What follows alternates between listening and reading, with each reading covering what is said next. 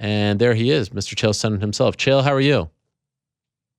Ta-da, here I am. What's up, Ariel? Welcome to the big time, huh? Look at this. Yeah, well, Chael, I'm feeling so sick today, so sick. And just seeing your face and your demeanor just makes me feel better. You're just like a ray of sunshine in my life. I appreciate you pushing through. You're a good man. I can hear it in your voice. You sound a little bit down. Have some vitamin C, maybe. What do you think? Yeah, maybe. I've got some vitamin water here and stuff. But yeah, I haven't had any vitamin C. I'll power through. It's not about me. It's about you, Chael. We have a lot to discuss. First things first. It should be. It should be that. I'm starting to feel like it's about you, but it should be the way you explained it. Yeah. Let's try to get back to that. Huh? Okay. How did you get involved in this? Was this something that you heard about and said, hey, I want to be involved in a heavyweight tournament? Or did they come to you? Because, correct me if I'm wrong, have you ever fought at heavyweight? I don't think so. I can't remember a time I fought at heavyweight. I can remember times fighting where we never weighed in. I go way back to the 90s. I can't remember. I was 4 or 5 fights into this process before we ever saw a scale. So I guess you'd call that heavyweight, but the opponents weren't that big. We all size each other up by eyes. We look the same. I want to answer your first question, though. I don't know that I was ever offered a spot in this tournament. I can't remember if Coker or Kogan ever called and said, do you want in the heavyweight tournament? I think that might have happened, but I might have also just found out when the poster got put out. Really? Yeah, and I never knew it was a heavyweight championship. I don't think it was explained to anybody, and I don't talk to a whole bunch of the guys, but I don't know if anybody knew this was for the championship, and this is how they were going to settle. Because they've been saying for a long time, how come the heavyweight division doesn't have a belt? And Coker's like, we're getting to it. I don't know if anybody knew that was going to be, the prize at the end of the rainbow if you entered this thing. So how did you feel about it once you figured out what the stakes were? Oh, I couldn't possibly care less. I was excited. If there was any feeling, it was pretty cool. You have to understand, if you're say you're Matt Mitrione is probably looking at this going, what are you talking about? He's the number one contender for the heavyweight class. He's been around. He's got the wins. He's got the wins over the right guys. And he's probably looking at going, I'm 1 fight away from being world champion. Now you're telling me I got to do 3 fights to be champion? Well, you put me in there. I never even thought about being a heavyweight. Now you're telling me I only got to win 3 fights and I can be the world champion. So, it's a different perspective for someone like me. For me, it's a big opportunity. I would imagine for Mitrione, it's like, oh, come on, you got to be kidding me. I'm already the top contender. Now I got to go 3 guys. So I'm just guessing here, but I don't know if anybody knew exactly what this was. I don't know if anybody should have to know, man. We're all under contract. Who gives a damn? They can do it any which way they want. Just tell us a date and an opponent. So do you know your date and opponent? No, I don't know either. I got a text from Steven Morocco who said, are you fighting Rampage in January? And I said, no, but where did you get that? With the thought, whenever there's a flame in this business, it always turns into be a fire. Nobody can keep a secret. And Steven wouldn't tell me where he got that. But I was thinking, why'd you ask me that? But no, I don't have any announcement on that. Rampage has said he doesn't want to fight Fedor. I don't think they're going to put him and Mo together again. Him and Bader have already fought, to remind you. So the numbers start lessening for who a likely opponent is. I think that's how I even got inserted in that. But I have no date. I have no opponent. And, I guess we're just waiting. And then now there's something about Rory McDonald wants in or got in or, maybe I'm starting a rumor there, but something about Rory came up. So I don't know where things are at. I think that's just him wanting to be a part of it. I don't think he's actually a part of it. Of course, he has a title fight. But I also did hear you versus Rampage on January 20th. Did you hear his comments last week about you, about not wanting to fight you? And if so, what did you make of them? Yeah, I heard him. I took it as a big compliment. Rampage is a rough night out, and I don't know what kind of gamesmanship he's trying to play, though, or trying to butter me up. He usually insults opponent. He started handing old Chael a few compliments there. But I'm not taking my eye off the ball. Rampage at 205 pounds is a tough night out. Rampage at 265 pounds. Yeah, man, it's a tall order, but any of them. I don't train for guys, man. I train for movements. It's my movements versus their movements. It's my skill versus their skill. I don't care who the opponent is. But I'm not going to take my eye off the Rampage ball just because he paid me a few compliments. I can tell you that much. So let me ask you something real fast. All right. Give me some scoop on something. What is happening with Wanderlei Silva? Why have I not heard Wanderlei's name in 3 months? That's a great point. I would actually argue that it's been more than 3 months. Like, I haven't really heard his name since your fight in June. So you're not holding out on me? You don't have like some inside scoop and Vanderlei's about to get a fight? Because I thought it was a little surprising he wasn't in the tournament. Oh, really? No, honestly, I haven't heard much about him. And are there any, other than like just being put in the tournament, are there any fights that really make sense for him at this juncture? I don't know. Like, how many does he have left? I don't know. I always thought that a Vanderlei versus Fedor might be fun just because of the Pride days. Yeah. Have you asked your bosses about him? You're not popular for that? No, I haven't asked, and I certainly don't talk to Vanderlei. Hey, I was just bringing that up. I thought maybe you knew something there. I wasn't going any direction with that. Let's get back to you. How's everything? No, I'm okay. I'm not overly enthused about seeing Fedor fight anymore. I mean, I feel like he's taking a lot of big shots. I don't know. I'm a little torn. If I'm being honest, I'm a little torn about the whole thing. I mean, there's 4 non-heavyweights in the heavyweight tournament, Sure. No, I hear you on that. I mean, that is the Japanese model. That's what Coker likes to do is get guys together and put them in any which way to just make matchups. So I hear what you're saying on that, but at the same time, I would counter you by saying I have to think a favorite of that tournament. You got Mitrione in there, but I would have to think a favorite of that tournament is whoever comes out between Mo and Bader. Yeah.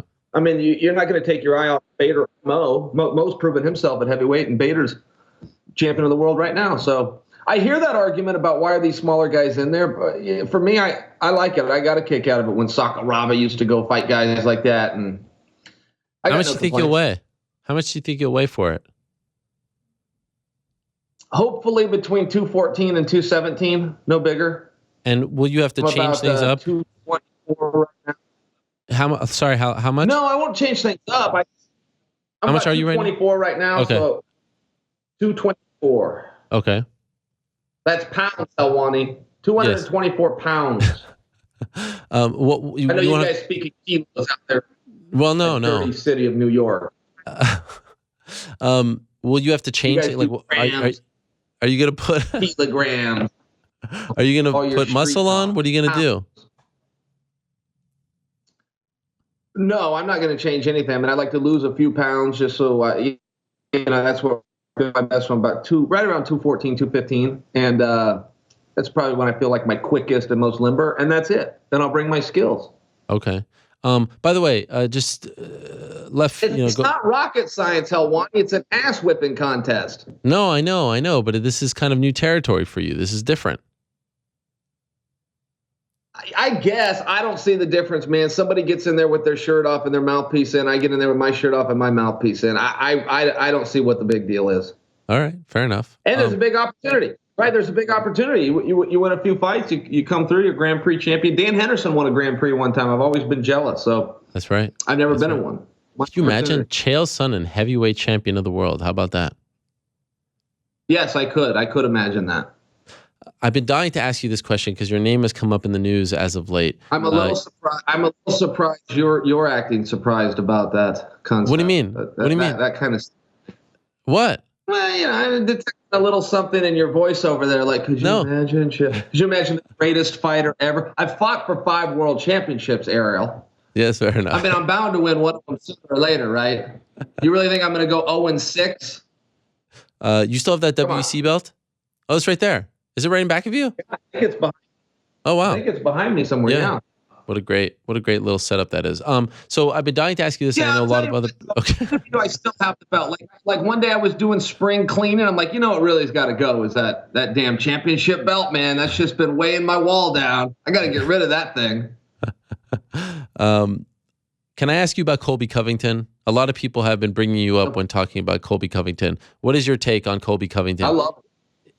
Okay, go ahead. I love him. I love him. I think he's a ton of fun. I think what Verdum did was a scumbag move. I have no idea. I mean, that's the second time Verdum's done this. Don't forget the last time we saw him get into somebody, it was 155-pound Tony Ferguson. It was just really weird. Verdum, I guess that's my piece on that. But as far as Colby goes, listen, man, if you want to make an omelet, crack a few eggs. What the hell's he doing wrong? And I'll remind you, I've known Tyron Woodley since way back when, and I saw Tyron do this same thing, and he had a little bit different approach. But don't make any mistake that Tyron Woodley stuck his finger in every single chest and used every single microphone he had to get his opportunity too. He even said, "I'll fight my own teammate," and then did, and then knocked him out. I mean, Tyron was a guy that wanted to climb the mountain and would not let anything stop him. Colby's just doing the same thing. So, I mean, I don't think anybody can really judge Colby in some kind of unfair light, man. He's got his own approach, but he's being himself. This isn't an act. I've known him since he was 11 years old. He grew up 2 hours from my front door. He's been a rough guy his whole life. He's been wanting to get into the UFC, since he was in high school and college. He had his dream on this. He had his eyes set. Here he is. And boom, he's going to get some notice. What the hell's wrong with that? Where did you come across him? 11 years old. Like, what were the circumstances?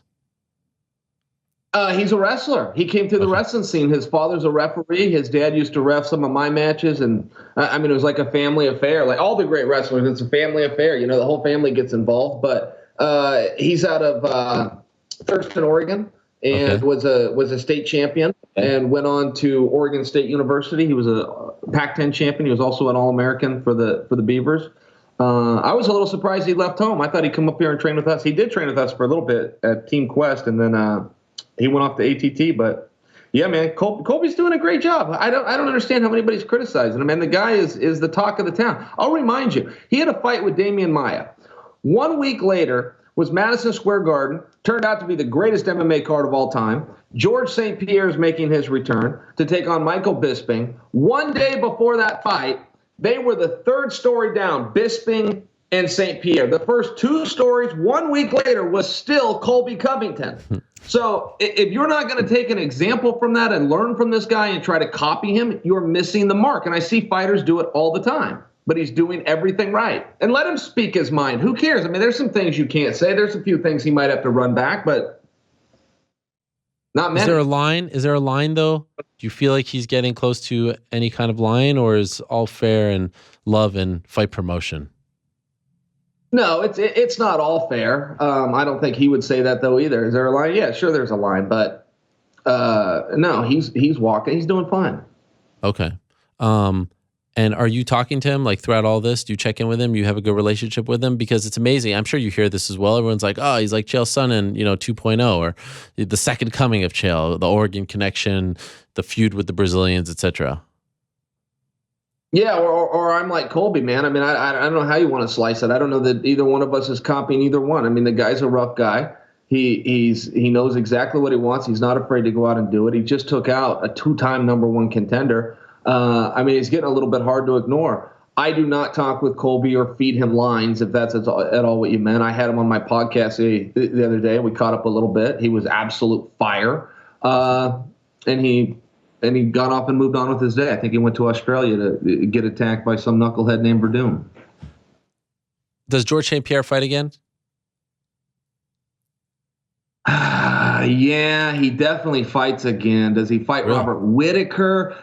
I think so. I think he takes the Whittaker fight reluctantly. But, yeah, George definitely fights again. Don't forget the biggest match you could make is George versus Connor. It's just a matter of how do you make it. You can't really make it right now. It's a little weird. Yeah. It would leave 2 divisions. It's just a little bit of a problem. So you keep your fingers crossed and hope that they can both get some wins and figure it out. But yeah, George isn't done fighting. Really? Okay. Because there's some people, including Patrick Cote was just on, think that maybe this could be it. He stuck around. He kind of was in the cage a little longer on that night. I wouldn't be shocked. You would be shocked if he walked away? Yeah, I would be a little bit. I mean, he did take a 4-year break. I don't think he wants to do that again. He works hard every single day. He's one of those really disciplined guys, twice a day, every day, 6 days a week. And he did that even when he was off. He kept saying, I'm never going to fight again. But he was in the gym twice a day, every single day. Even if he stayed out late partying the night before, he gets up in the morning, goes in the gym. He was really disciplined about that. And it was hard for me to ever accept that a guy was just doing that because he loved the life of a martial artist. I mean, that's what he was claiming. But for me, that was a tough sell. It's like, come on, George. Nobody works this hard and has these kind of skills and doesn't want to go show them off. Right. That's my opinion. He could walk away at any time. If I found out he was walking away, I would have some disappointment, but I'd also be very happy for him. He'd be the only fighter that I know of that's going out on top, and now he would have done it twice. The only guy I could think of, and it'd be the boxing world, is Lennox Lewis. I mean, all fighters, our career ends the same way, man, face down and embarrassed. And if you told me George could go out on top, that'd be a pretty cool story. But I wouldn't miss seeing him. And I thought he looked terrible in his fight against Bisping by George standards. I thought he looked slow and sluggish. I thought he looked undersized. And he just reminded us all that even a bad George is still the greatest fighter out there. Just the truth. Is that something you worry about? You know, the end happening with your face down, you know, having to be carted out. Do you think about that a lot? Or do fighters not think about that? No, I don't worry about it. I mean, I'm fully content that is how it is going to end. You know, athletes as a whole, but we really see it, you know, in fighting, they just stay in there too damn long. They lie to themselves. They think they could do it. I've heard Muhammad Ali came out and talked about it, you know. It's just a reality. And, you know, I would rather do that, Ariel, than leave anything on the table. Even in my wrestling career, I look back and think, you know, if I would have done one more tournament or gave it one more opportunity, maybe I could have made that world or Olympic team. And I don't want any of those regrets, man. You know, being embarrassed and getting beat and all of that, I mean, that comes with sport. But you live the rest of your life wondering, could have I won the Grand Prix? Could have I been the world heavyweight champion for one night? I'm not signing up for that. Do you think Conor gets punished? If they can reach him, it's a hard reach, man. From a legal standpoint, it's a hard reach. And even the president, Mike Mazzulli, president of the ABC, came out and said that. I'm going to have to sit down with my lawyers. And he exited there. But, you know, what that means is I don't know how to reach this guy. I'm going to have to sit down, look at some rules, and see if I can. What he did was absolutely wrong. It's my job as the president to take care of this. I'm just not sure if I can. The way I understand the rules, that it's going to be hard to reach him. What do you mean by reaching? The rules on a much higher level. So, to explain this for your audience, Mike Mazzulli, who was the executive director that night and was overseeing the event, can sanction and discipline. He can fine. He can suspend anybody who's licensed. Yeah. Conor was not a licensed cornerman or a licensed fighter that night, so it's not that simple. Now, even though Conor does have an active license, by an ABC affiliate, which is Nevada, I don't know that they can. I don't know that they can step that. They might have to get Nevada to have to make the ruling, and then Nevada's in the hot seat if Conor wants to come in and sue and contest that. And I don't think Nevada would take on that liability. So I just don't know what the ABC can do. We're going to have to see. And I would only know if Mike Mazzulli came out and told us what he can do. And right now, Mazzulli's saying, "I'm going to have to look at this thing. I'm in a tough spot here."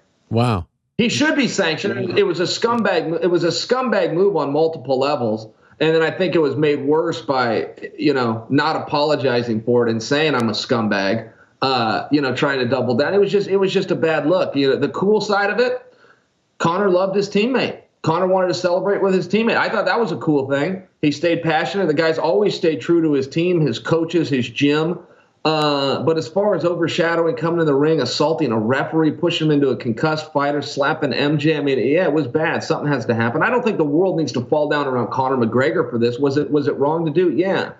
There's still a level of punishment there, right? I mean, the guy didn't do a murder. It also wasn't jaywalking, but it wasn't that far from jaywalking, right? This wasn't the biggest thing that he did. But it was still wrong, and they got to do something if they can. You know, it was interesting. Mike Mazzulli said last week on the show that the UFC told him that he had been removed from the December 30th card, and then that was his punishment.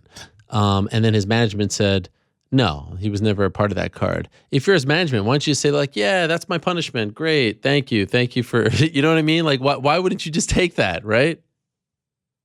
Yeah, man. Look. The December 30th card is 6 weeks away, and not one piece of marketing or a single ticket has been sold. We're well aware that he wasn't on the card, but this is a PR move. In the world of PR, perception is reality, and if you can make people think that Conor was delayed, you know, I don't think we could say he lost $10 million, but that it would be delayed, which would be his purse for fighting Tony Ferguson. I think that the world might calm down a little bit. I was very surprised that Conor's own side missed that play and instead took the stance of that didn't happen. Yeah, let's see what happens. But it doesn't put him in a good spot. He's talking about wanting to be an owner and a partner of the UFC without having to write a check and buy in, which is not how ownership or partnerships works. And all of a sudden, if you're Dana, you don't have to have that dialogue anymore. It's like, hey, man, I'm not partnering with a guy that's out breaking commission rules. It's as simple as that. You can sit on the shelf or I can get you back in there. Do you want me to go to bat for you or not? Okay. Hey, let me ask you something, Helwani, Yeah. because you put me in a hot seat for Covington, but then you laid out. Certainly you agree with me. Colby hasn't done anything wrong. I don't want to talk about this line. Is he going too far? Look. Yeah. He's making noise. He's getting on your show, which happens to be the biggest show in MMA. Well, thank you. He's coming on with the world champion who he got to respond. Tyron took the bait. Tyron did respond. He just took out the number one contender. He's stealing all the headlines. Certainly you're not on the board that we shouldn't do what Colby's doing and go out and get attention for your hard work, right? So I know you listen to the show every week, and a couple of weeks ago after the Demian Maia fight, I said that this was Pro Wrestling 101. This is what Andy Kaufman did. Oh, you guys smell, here's some soap, you wash your armpits. I mean, what he said about Brazil that night, filthy animals, all that stuff, could have been said in Memphis, in Chicago, in Montreal, in Toronto, and Vancouver. There was nothing really specific about Brazil that I thought was offensive, that crossed any kind of line. He's now kind of stuck with this whole filthy animal thing, and it's fine. I get, look, this is the fight game. I don't get too worked up about these things. I definitely think that he erred in using a homosexual slur when he was filming himself talking about Verdum, like that was kind of a misstep on his part. So what happens there? I mean, that it's like every day someone is using that word, which is a little bit dumbfounding. But overall, no, I'm not offended. By the way, he's not talking about me, though. He's not talking about I'm not Brazilian. So he's not really going after me. I do think that there's something to be said for, hey, a year ago, no one was talking about this guy. Like literally no one was talking about him, right? And now he's one of the biggest quote unquote bad guys in the sport. Like everyone wants to see him get his ass whooped, right? And there's some power in that. They don't have to cheer for you. They just have to pay to watch you fight. Pay to watch you get your ass whooped. And I think that a lot of people would want to pay to see Tyron Woodley get his ass whooped. And one of the things I would say to Tyron is, embrace this. People have been somewhat apathetic towards your career. Embrace this. Now you have a guy that everyone's going to hate and everyone's going to cheer you. Embrace this situation and beat the guy up. Take the fight. Take the bait. There you go. Yeah, I don't disagree with anything you said, and I agree with you about the slur as well. I watched that, and that part I went, that was the one part of the line that crossed. But he was also just assaulted. I don't know that one washes out the other, but I think you take it into consideration. So, man, that whole thing was weird, and why Verdum is sticking his nose in, it's very bizarre. Verdum is so good. He's you could have him in the conversation of the greatest heavyweights out there. I mean, he's a guy that's just so wide open. He just goes out there and fights. Verdum is open to be knocked out at any point in any fight because he's so reckless, but that's also what makes him so damn dynamic. And why he would get his feelings hurt about it when he's living in California, man. Verdum had no stand in the matter. It was a scumbag move by Perdicio, and not his first one. And how do you feel about pressing charges? As fighters, should that not be considered, or is that fair game? I'll tell you this, and I'm guessing. You can ask Colby if I'm right about this. But do you remember when Angela and Cyborg got in that dust up on the streets of Vegas? So Angela came on my podcast, and I asked her about that because I thought that was a little bit weird, right? She's antagonizing her. And Angela said, no. She said, the UFC made me press charges. They were aware, and there was a video of an assault, and they made me, by their procedure, take it to this level. And I think that makes sense. People want the UFC to be the police on everything, like they're running a church. And they're not. And the UFC has to be able to go, listen, there is a body that oversees this. The same thing with Conor. People want Dana to step in as the leader of industry and do something about it. But Dana's at some point got to go, man, this isn't my job. There's a commission there. Bring Coker into it. Bring the local police into it. There's 3 different levels before it ever crosses seas and gets to me in Las Vegas. And he's right about that. And the same thing goes with this. Before the UFC has to step in and do an internal investigation, it's like, well, wait a minute. There is a body that does this. It's the local police, so take it to them. If I was to guess, I'll bet you it was the same situation that Colby's going, hey, man, we're good here. Let's let this go. And they probably said, no, there was an assault. It's caught on video, and it has to be reported here. That's my guess. And I'll bet you I'm right. we'll find out in a matter of moments. Pleasure as always, Chael. Thank you very much for the time. I'm excited. Helwani, I have to tell you. Yeah. I have to tell you, I appreciate you having me on. I appreciate you pushing through today. Your energy sucks, though. Your energy really does suck. I carried this. You owe me one. Kaboom. Oh, man. I thought I was faking it very well, but I guess not. I guess I wasn't faking it well.